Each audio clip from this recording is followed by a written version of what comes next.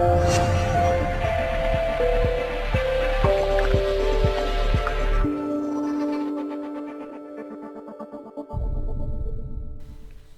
this is Stu of Stu's Roulette blog, and I'm here to walk you through the Law of Thirds system.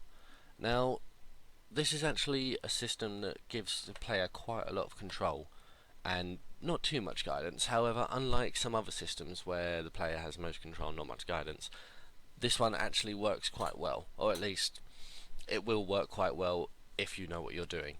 So, first thing I'm going to say is, if you don't know the dozens and columns system, stop this video and go read up on it, or go watch my video on it. But this system will be a lot easier when you know that system. Go on, I can wait.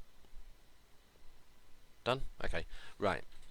So, now that you know what the dozens and columns system is, you understand completely what dozens and columns are.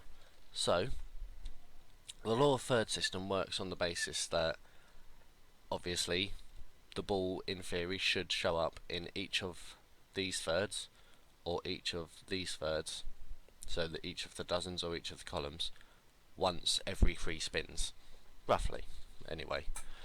So, as much as we know that doesn't obviously happen, we can still basically guess where the ball may be likely to land. Now, there's 2 ways of actually doing this.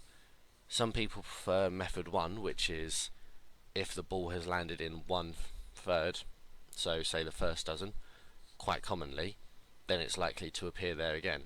Now, that's obviously not actually true. It's as likely to appear there as it is in any other dozen. However, that's simply what people want to think, and it does sometimes work. Now, method 2 is actually the opposite. If the ball has been landing quite commonly in, say, the first dozen, they will bet on the second and third, on the basis that if it's been landing there, it's going to change soon. Which in theory has a little bit of truth to it, obviously, since the law of averages says that it should land equally in all 3/3. Like I said, that doesn't actually happen that often, but I see what they're getting at. So, let's just spin the ball and see where it lands, and we'll try method 1 to start with. So I haven't actually bet anything on this, this is just a test roll. So, okay, it lands in the second dozen. So, using the first method, let's go with 5, why not? And see if it lands in the second dozen again.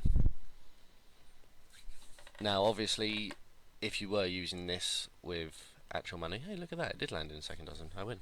If you were doing this for profit, you'd probably want to give it a little bit more time than just 1 spin, because you can't say it's been landing in the certain dozen a lot more than others just from 1 spin. Now, let's spin it again, see where it lands, and we'll try the second method. So the first method is sticking to where it has been landing. The second method is sticking to everywhere that it hasn't been landing. Okay, so it's landed in the second dozen again, so let's put 5 in each first and third dozen. Now remember, you can do this for columns as well. I usually prefer dozens because they're actually a lot easier to remember. Okay, so it did land in the second dozen again. I think second dozen's quite lucky today.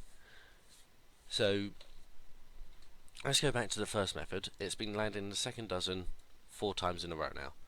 So, from that we can assume either that it should land somewhere else, which is the second method, which it did. That's a shame. Or the first method does dictate that it will land in the same place quite commonly, which doesn't make too much sense to me, but like I said, it did just appear 4 times in a row, so luck does happen. Either way, that is actually pretty much all there is to the Law of Thirds system. It is more a case of looking at the wheel and placing the 1 or 2 bets which will win you a lot of money, rather than a system which will progressively earn you more and more over time. Either way, that's all from me for today. If you want to see more roulette tutorial videos, please subscribe to my YouTube channel, or visit me at roulette.co.uk. Thank you very much for listening.